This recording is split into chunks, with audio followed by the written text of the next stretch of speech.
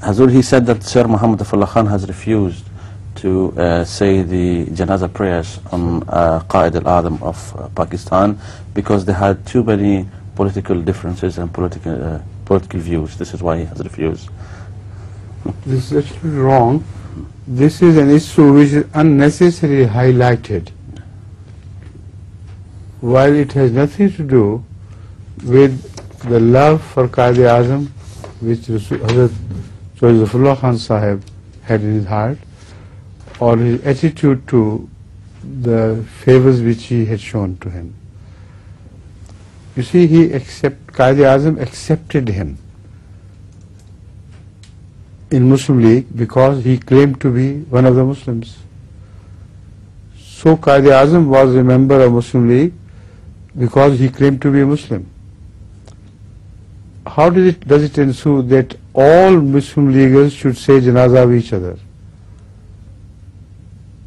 Because it is the same Quaid-e-Azam about whom all the old school mullahs has issued a fatwa that he is not a real Muslim. Some have addressed to him as Kafir-e-Azam, and one of those is now Sadr of Pakistan, whose Pir Ataullah Shah Bukhari. You know, Mr. Tarar takes pride in the fact that he is the pupil of Ataullah Shah Bukhari, while Ataullah Shah Bukhari said that Quaid-e-Azam is Kafir-e-Azam. He agreed with this. And they don't say anything to them. Such a man can become the president of Pakistan.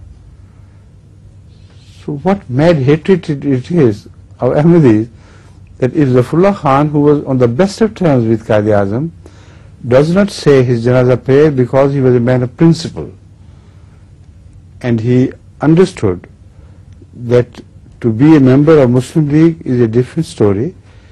He must be loyal to Muslim League, but to start saying janaza prayers of each other is a completely different story. That's a religious injunction.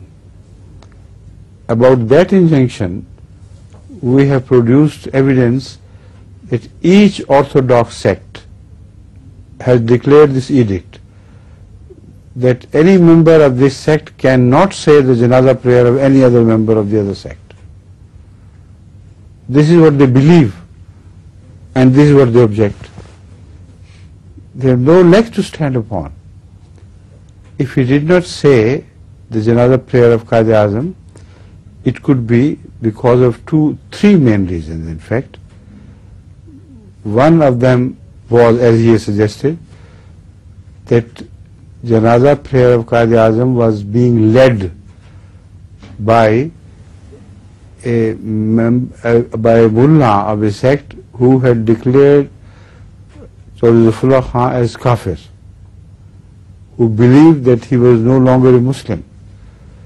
How could he say janaza prayer behind a mullah who had declared him outside the pale of Islam? He would destroy Islam if he said stand behind him. That would be one reason. The other reason was that the faith of Quaid-e-Azam, spiritually, religiously, is his personal faith.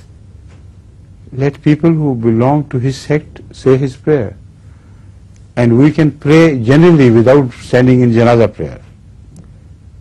Third possibility is that he refrained from saying the janaza prayer because other Muslims of whatever sect they belong to, who was saying janaza prayer, they would object to Zafarullah Khan praying the janaza prayer, saying the janaza prayer of Quaid-e-Azam, because this is what they do.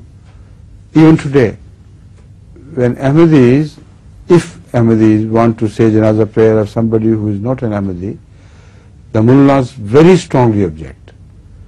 It happened in the case of Wattu's father, Jahangir Wattu.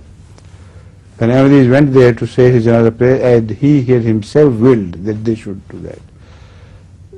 Those who joined them and those who were there watching them and permitting them to do so, they were strongly objected against by the mullahs. So to avoid disorder and to avoid such nonsense, it was much better for Zafarullah Khan to stand aloof. What does it prove? What does it prove anything against Ahmadi Jamaat? Nothing whatsoever. Understand? كان هذه ملاحظة